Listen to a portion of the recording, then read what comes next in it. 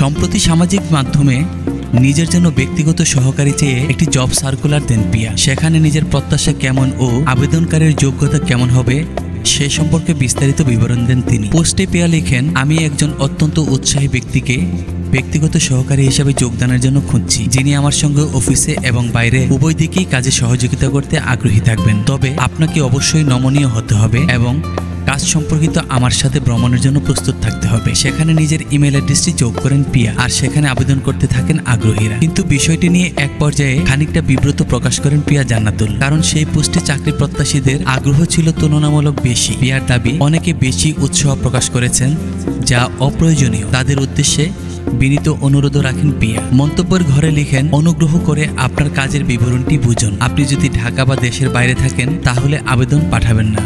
15 মিনিটে 100 আবেদন পেয়েছি। দয়া করে আপনার ও আমার উভয়ের সময় নষ্ট করবেন না।